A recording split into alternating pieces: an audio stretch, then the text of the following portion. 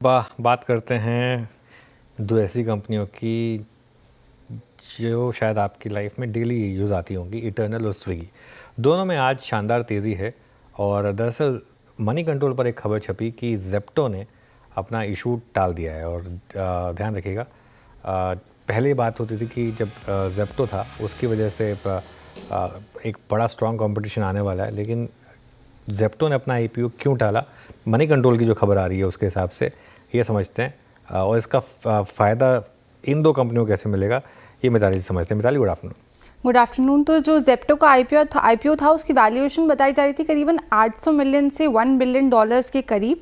अब ये माना जा रहा है कि 2026 तक ये टल गया है, जो कि 2025 में लॉन्च होने वाला था।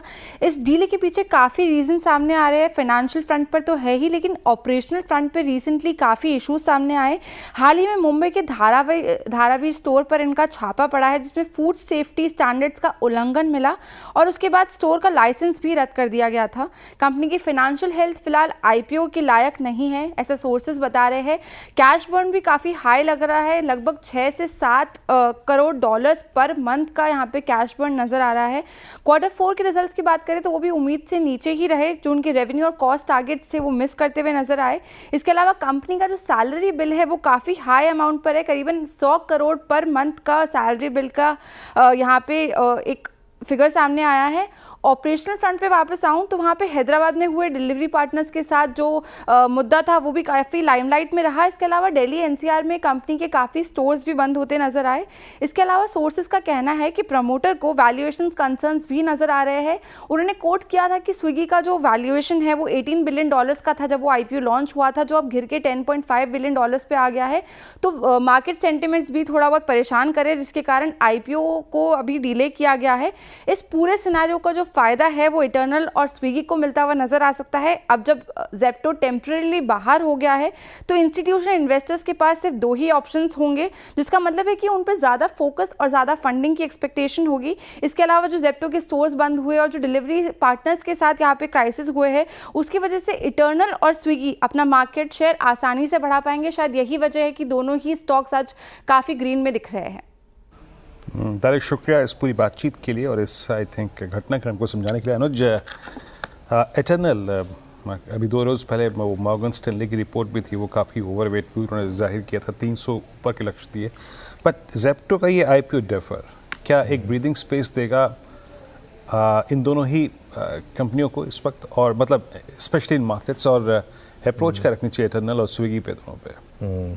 चलिए मैं ज़रा अपने पीसीआर टीम को बता देता हूँ कि वीरू ने मुझसे पूछा था ये सवाल। देखिए क्या है ना वीरू,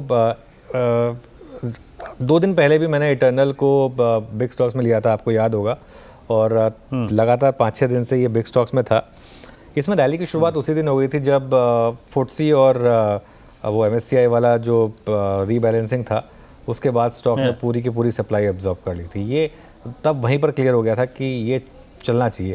देखिए स्विगी ज़्यादा इसलिए चल रहा है क्योंकि स्विगी के लिए ज़्यादा बड़ा डेंजर है अगर कोई आईपीओ आ रहा, तो जोमेटो इज़ या इटर्नल बहुत ज़्यादा बेटर कैपिटलाइज स्टॉक है, प्रॉफिट मेकिंग कंपनी है, जबकि स्विगी की हालत एकदम खस्ता है, लगातार लॉस पे लॉस करने वाली कंपनी है। तो इस वजह से तो ये थोड़ा सा स्विगी के लिए ज़्यादा पॉजिटिव है। इसके लिए स्विगी में बीटा ज़्यादा है, इसके लिए स्विगी आज ज़्यादा चला है, 8.5% स्विगी में मूव आया है, क्योंकि स्विगी के लिए एग्जिस्टेंशियल क्राइसिस है, जबकि जोमेटो या इटर्नल के लिए वो इशू नहीं है उस हिसाब से। लेकिन आई थिंक ये खबर को आप इस तरीके से भी समझें कि जेप्टो का इवेंचुअली आईपीओ आना है, ऐसा नहीं है कि नहीं आना है, और जेप्टो को बहुत बड़े बड़े नामों से फंडिंग मिली है, और जेप्टो काफ़ी सेंध लगा रहा है जोमेटो में भी और ब्लिंकिट में भी और इंस्टामार्ट में भी। जेप्टो का वाकई में रीच जो है वो काफ़ी बढ़ रहा है धीरे धीरे आगे आकर, तो ये इवेंचुअली तो आएगा, लेकिन अभी के लिए थोड़ा रिलीफ है। ये शायद एक कारण है इसकी वजह से इस तरीके के मूव्स वीरू आप देख रहे हैं। लेकिन between the two I would still say, अगर आपको कोर पोर्टफोलियो में अगर एक स्टॉक रखना है वो इटर्नल होगा कंपेयर टू स्विगी। हाँ, इटर्नल उसका एक प्रूवन ट्रैक रिकॉर्ड है। मैं स्पेशली नंबर्स नहीं, मैं ट्रेडिंग हिस्ट्री के हिसाब से कह रहा हूँ। और बाकी अगर आप देखें तो इस वक्त दोनों ही स्टॉक्स में मूव अच्छे खासे हैं और इटर्नल अब 245 के ऊपर ट्रेड करता हुआ। अच्छा गौरांग, आप इस पर कुछ टिप्पणी करना चाहेंगे या फिर आपका फेवरेट अभी भी इटर्नल रहेगा?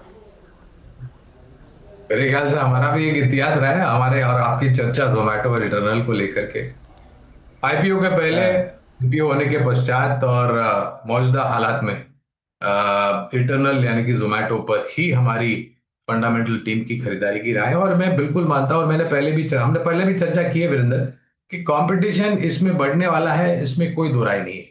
लेकिन इसके साथ साथ जो सबसे पहले स्थापित कंपनियां हैं, उदाहरण के तौर पर इटर्नल, जोमेटो जैसी कंपनियां जो अपने डार्क स्टोर समय से पहले बढ़ा रही हैं, ये कंपनियां टायर 2, टायर 3, टायर 4 सिटीज में जा रही हैं, जिससे उनका मार्केट शेयर और बढ़े और उनका सब्सक्राइबर बेस और बढ़े, जिससे आने वाले भविष्य में उनके नतीजे सकारात्मक आने की पूरी पूरी संभावना है। ओके।